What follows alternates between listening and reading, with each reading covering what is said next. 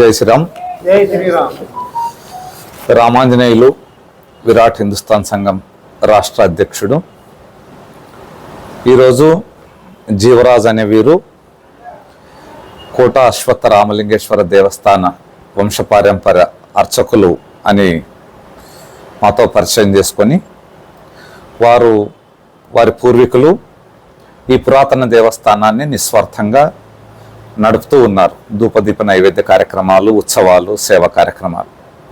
అయితే ఈ దేవస్థానానికి ఇక్కడ ఆదోని పట్టణం నడిబొడ్డున సర్వే నంబర్ 260/Aలో 4 ఎకరాల పైచలకు భూమి ఉన్నదని, దాని తర్వాత అది కొంతమంది ఫోర్జరీ డాక్యుమెంట్లు సృష్టించి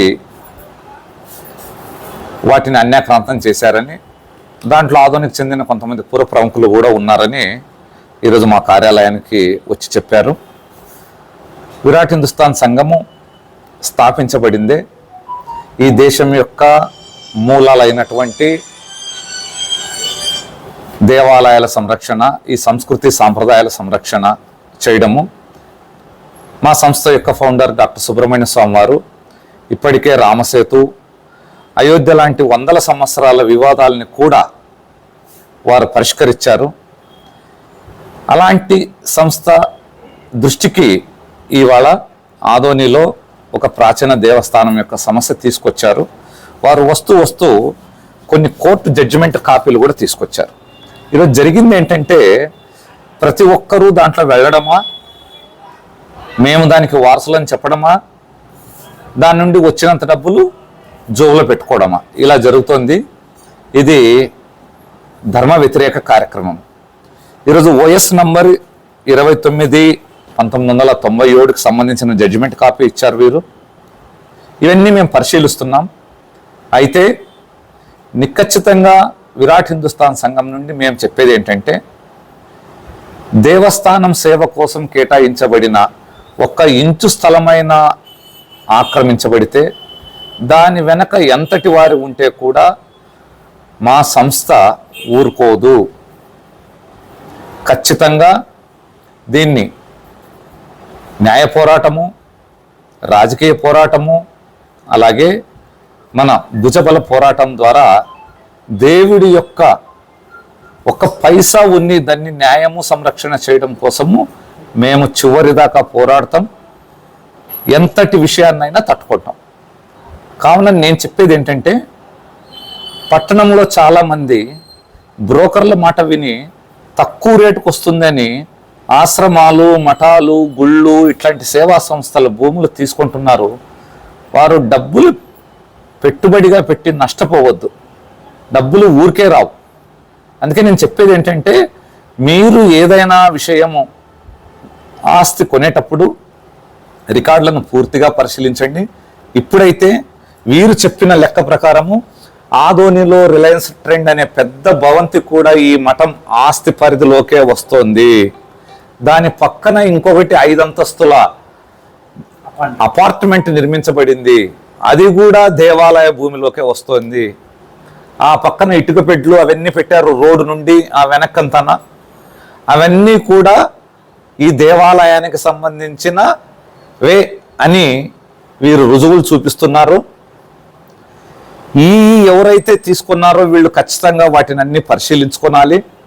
ఇది ఒక పార్ట్ అయితే, మిగిలిన కొంతమంది దీంట్లో మాకు న్యాయం కావాలి, మేము వారసులమని వచ్చి రీసెంట్గా 1.5 కోట్ల రూపాయలు డీల్ కుదుర్చుకున్నారు.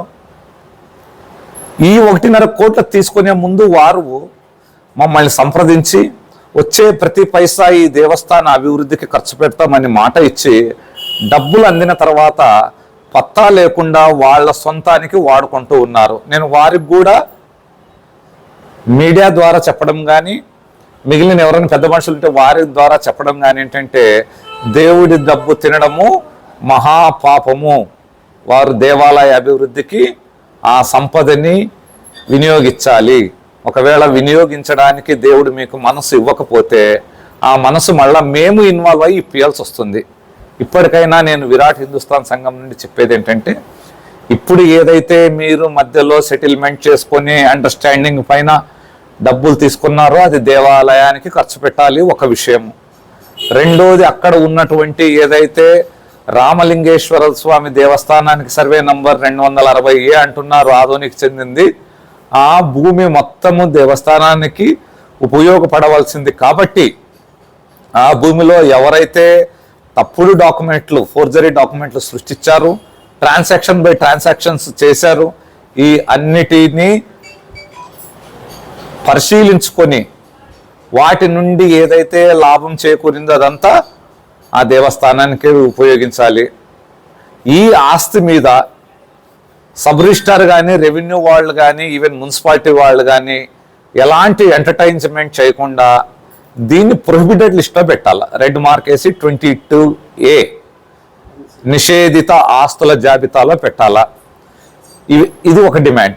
మా సంస్థ నుండి మేము వీరికి న్యాయ సహకారం అందించడమే కాకుండా ఒకవేళ దీంట్లో తిరకాసులుగిన మరీ ఎక్కువైతే నేనుగా ఎండోమెంట్ కమిషనర్ గారి దగ్గరికి వెళ్ళి ఈ ఆస్తిలో జరిగిన గోల్మాల్ అన్ని విషయాలని వాళ్ళ ముందర పెట్టి ఇది దేవస్థానానికి చెందిన ఆస్తిగా నేనే రిజిస్టర్డ్ అంటే నోటిఫై చేయిస్తా.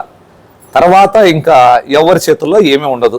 అందుకోసం నేను చెప్పడం, వెంటనే ఈ ఆస్తి పేరు చెప్పుకొని ఎవరెవరైతే లాభపడ్డారో వాళ్ళు ఆ డబ్బుల్ని ఆ దేవస్థాన పునర్నిర్మాణానికి వినియోగించుకోవాలని కోరుతూ ఉన్నా.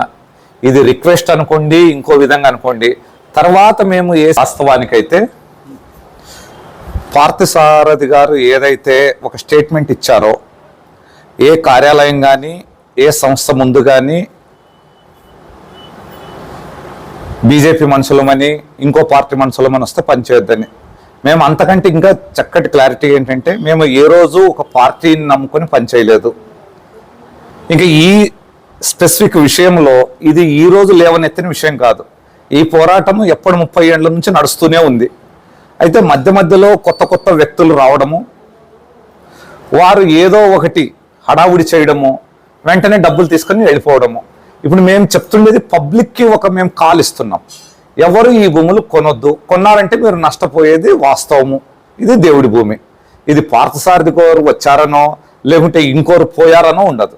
ఎవరు ఉన్ని ఎవరు ఉండకపోని విరాట్ హిందుస్థాన్ సంఘం ఇప్పటికే ఆదోనిలో గత 8 సంవత్సరాలుగా కొన్ని వందల సమస్యలు, చాలా పెద్ద పెద్ద సమస్యలు కూడా పరిష్కరించింది, నిస్వార్థంగా పరిష్కరించింది. ఈ విషయంలో కూడా త్రికరణ శుద్ధిగా మేము పోరాడుతున్నాము. దీంట్లో పార్థసారథి గారు వచ్చినందుకు మేము చేస్తున్నాం అనుకోండి, ఇది కేవలం అపోహ. వారి యొక్క ప్రత్యేకమైన బలమో లేకుంటే వారి ఇంకోటో దీంట్లో ఉపయోగించే అవసరం అస్సలు ఉండదు. న్యాయము రికార్డు ఏముందో దానిపైన ప్రతి ఒక్క వ్యక్తికి మన రాజ్యాంగం సమానంగా ఎలాగ హక్కులు ఇచ్చిందో దాని ప్రకారం మేము ముందుకెళ్తున్నాం. మన రిలయన్స్ ట్రెంజ్ దాని పక్కన ఒక పెద్ద అపార్ట్మెంట్స్ బిల్డింగ్స్ ఉన్నాయి. తర్వాత పెడ్డలు పెట్టిన స్థలము, అక్కడ వెల్డింగ్ షాపులు, వీటన్నిటి ఓనర్షిప్ వచ్చి మన శ్రీ అశ్వత్థరామలింగేశ్వర స్వామి దేవాలయం సర్వే నంబర్ 260/A 260/B అక్కడ, మరియు తెల్ల సమాధులని రెవెన్యూ డిపార్ట్మెంట్లో RSRలో ఉంది. ఈ 4 ఎకరాల 60 సెంట్ల చిల్లర భూమి శ్రీ అశ్వత్థరామలింగేశ్వర స్వామి దేవాలయం ఓనర్షిప్ ఉంటే అక్కడ మేము భక్తులు అని చలామణిగా అయి కొన్ని రోజులు నటించి వాళ్ళు ఈ స్థలాన్ని ఎవరికైనా లీజుకి ఇచ్చి దేవాలయం అభివృద్ధి చేయాలని ఈ అర్చకులతో చెప్పి వాళ్ళని మోసం చేసి ఫోర్జరీ డాక్యుమెంట్స్, తప్పుడు డాక్యుమెంట్లు సృష్టించి వాళ్ళంతా వాళ్ళ స్వతహాగా వాళ్ళు సంపాదించుకున్నారు, కోట్లకు పడిగెత్తారు. కానీ మనం రీసెంట్గా విరాట్ హిందుస్థాన్ సంఘంకి వీళ్ళు కంప్లైంట్ చేస్తే వాటి పేపర్స్ అన్నీ పరిశీలిస్తే ఆ భూమి వచ్చి దేవాలయం సంబంధించిందే, కానీ దేవాలయం మాత్రం డెవలప్మెంట్ 0. చాలా వరకు మన పూర్వీకులు దేవాలయం అభివృద్ధి కొరకు, దీపధూప నైవేద్యం కొరకు ఈ భూములు అప్పుడు ఇచ్చినారు. కానీ ఇప్పుడు భక్తులుగా వచ్చి చలామణి స్థలాలను అమ్ముకొని అసలు దేవాలయానికి దీపం లేదు, ధూపం లేకున్నట్లు చేస్తున్నారు.